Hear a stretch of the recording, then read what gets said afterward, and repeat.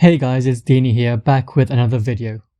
Regardless of how many productivity videos we have watched, we find ourselves spiraling into a world of distractions and growing outstanding task lists. Though this is not a new concept, it is however even more relevant today as we live in a world full of distractions and temptations to tempt us even more into procrastinating. So then, let us explore the concepts and strategies of procrastination to help us manage our time better, reduce stress on our mental health, and help us to have more productive lives.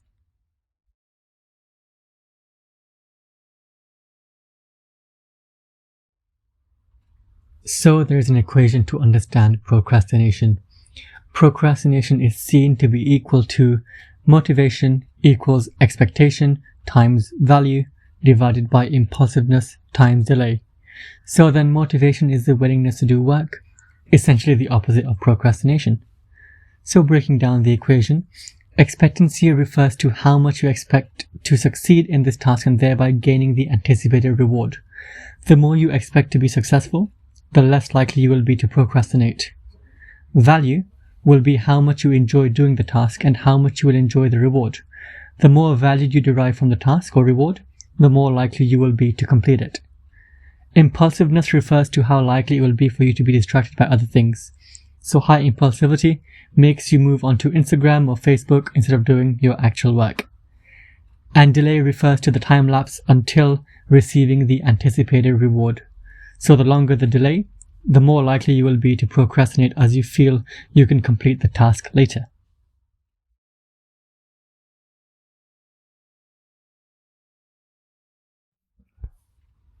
Steps to overcome procrastination. Step 1. Break down the steps. See any task, exam, or completing a project, breaking it down to smaller pieces or smaller chunks can make it easier to digest. Doing so will increase expectancy within the equation as smaller tasks feel much easier to complete than larger chunks of a project. Being specific with timelines I feel works best.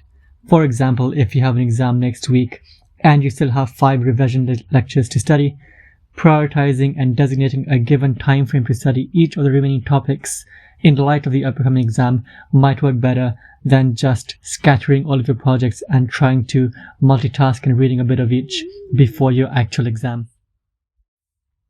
Step 2. Keep the task small. The hardest part of any task tends to be the start, so try this. Instead of completing the full project, focus on completing a small task, spending let's say 25 minutes at one given time and giving yourself a 5-minute break. So in context, small chunks increases expectancy. Now for example, if you try to tell yourself, sit and study or meditate for 6 straight hours, chances are you will lose focus very quickly and find yourself scrolling again on Instagram. Now if I tell you to only spend 25 minutes, it feels more accomplishable and actually make a start on what you want to do. I find that once you start with a small task at hand, you feel more inclined to completing it, even if it takes longer, as you've already put yourself in that zone. Step 3. Set the bar low. So to reiterate, setting the bar low and setting the goal to less than what you actually require, it may help you genuinely shift your mindset into work mode and avoid you from checking your Facebook or Twitter. So if you wish to meditate or stretch or exercise, give yourself the goal of achieving a 5-minute practice every day. Knowing your window is so small in length, you will really try harder in getting into the zone and completing what it is that you've set out to achieve, as the bar itself is very low. Again, mind shift. Once you find yourself in this zone, the chances of you continuing will probably go greater as you feel the reward of your actions. Tackling the hardest part then is simply starting. It will feel less daunting as you have set the standard to be short and easy, which yet is another reason for procrastination to form. Step 4. Find pleasure in the experience of working or studying. So, for example, do you feel bored and so that's why you lay it off? Chances are that you feel a low value in the immediate outcome of completing the task. In equation, to increase the value of your task at hand and reduce procrastination, You can achieve this by rewarding yourself for completing the task. Self-disciplining yourself to enjoy the reward only after completing what it is that you've set yourself out to achieve. For example, you can reward yourself with some time to play on a game, or have a tasty meal, or hang out with your friends only after you've completed your project or another topic of your assignment. Step 5. Plan backwards, looking at your end goal as the ultimate win. Perhaps because you are inclined to feeling an instant gratification, you lay your work off. For example, completing each level of a video game makes you feel better about your game experience. You may have better armor, better weapons, and generally stronger for the next level. But when studying for an exam, you don't immediately feel that level of gain until after you complete the exam and see your positive results. To avoid procrastinating, find pleasure in what you are doing with a long-term view that this will ultimately become a large success. For example, studying will eventually gain a university degree, or by exercising, you can reward yourself with a great meal or feel great about yourself once you've done so. Step 6. Set yourself artificial deadlines. Ultimately, you want to decrease delay.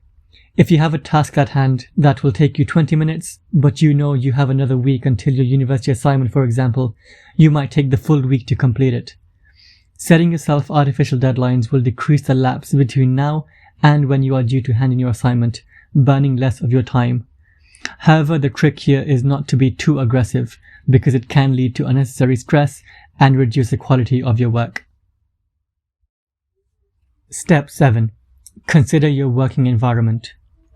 To decrease impulsivity from motivation, you need to minimize the distractions in your working environment, so avoiding keeping on the TV for background noise or keeping your notifications on your phone to know whether your friend has updated their Twitter status or posted an Instagram story. Another way is by changing it out depending on what works for you. So, trying different focus music, or studying in a different location, or keeping a nice fragrance and ambience of lighting around you. Put your phone on Do Not Disturb. Keep your work on full screen so to only give attention to your work. Also, don't work from your bed. Step 8. Consider your own personality type. Like with any tips, only some of these techniques will work for you, and some much better than others. To optimize your own life, your own productivity, your study habits, your diet, your exercise, your time, or anything that you wish, you need to consider what your personality type is like and how you work best. For some, it may not be helpful to keep an Excel spreadsheet, but for some, they may diary manage the smallest things in their life. You may find that making small tasks works better for you, or you may feel that this actually makes you feel like not completing your task, and rather you'd see your whole project and complete task by task until you're done within the space of a week, where somebody might take a month to complete so. So give yourself time to understand what you enjoy and how receptive you are to the different techniques to ensure that you're not exhausting yourself in the manner in which you are studying, and thus increasing how much you procrastinate, only making it worse.